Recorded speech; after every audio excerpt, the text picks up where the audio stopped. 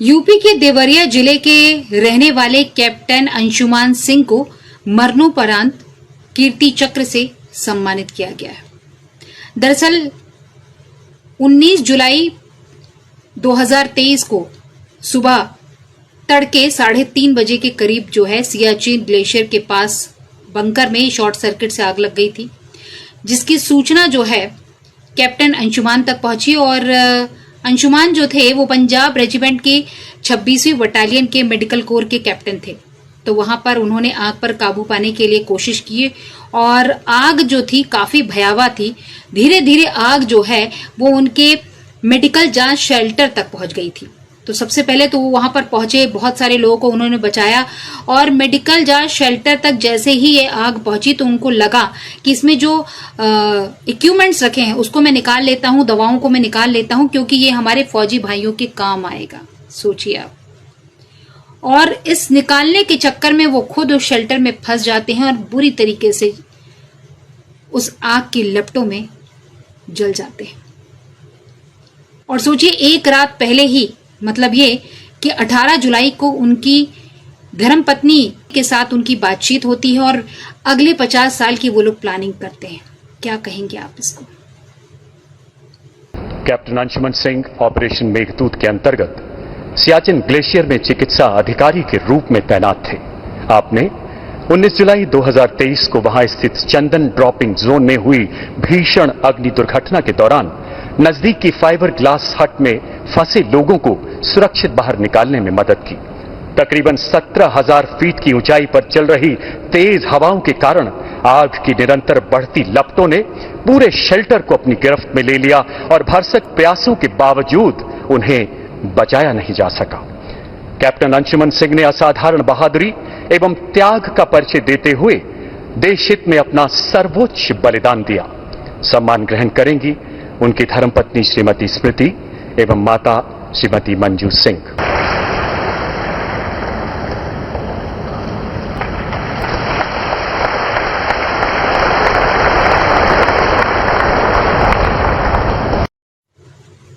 Captain Anshuman Singh की जो धर्मपत्नी है, पेशे से इंजीनियर हैं स्मृति जी, और उनका कहना था कि पहले ही मुलाकात में उन्हें प्यार हो गया था, लेकिन उनकी जो मुलाकात थी वो कॉलेज में हुई थी और उसके बाद जो है अंशुमान जी का सिलेक्शन हो जाता है और वो मेडिकल की पढ़ाई करने के लिए आगे निकल जाते हैं। और उसके बाद इन लोगों की बातचीत होती रहती है। 8 साल तक इनकी जो दोस्ती है बरकरार रहती है और एक दिन फोन करके अंशुमान कहते हैं कि अब हमें शादी कर लेनी चाहिए। और 10 फरवरी 2023 को इनका विवाह होता है और शादी के 2 महीने बाद ही इनकी पोस्टिंग जो है वो सियाचिन ग्लेशियर के पास हो जाती है।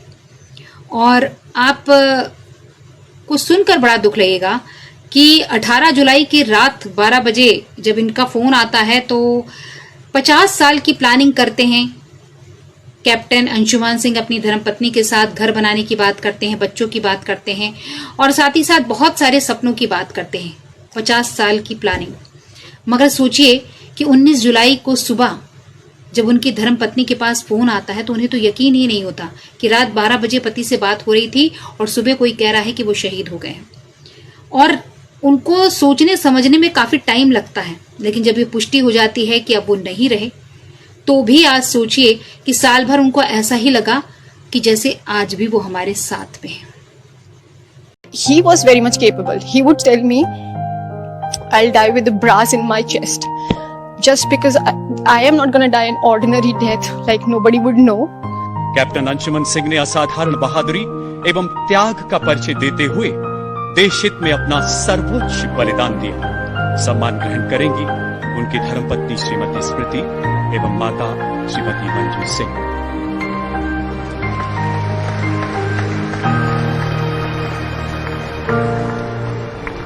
So we met on the first day of college and I would not be dramatic, but it was love at first sight. And after a month, he got selected into AFMC. We met in an engineering college. He got selected in a medical college. So super intelligent guy. So from then on, after just 1 month of meeting, it was a long distance relationship for 8 long years. Let's get married now. So we did. And unfortunately, Within 2 months of marriage, he got posted into Siachen. On 18th July, we had a long conversation about how our life is going to be the next 50 years. He's going to build a house, we're going to have kids and whatnot. 19th morning, I get up, I get a call. He's no more. What? So for first 7-8 hours, we were not ready to accept that anything of such sort has happened. But 7-8 hours, it got confirmed that he's no more. And till date, I'm not coping up. I'm just trying to figure out, maybe it's not true.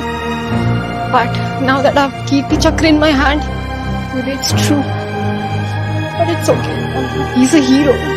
So we can manage a little of our lives because he's managed a lot. He's given up all his life, all his families, just to save other 3 families, his army family.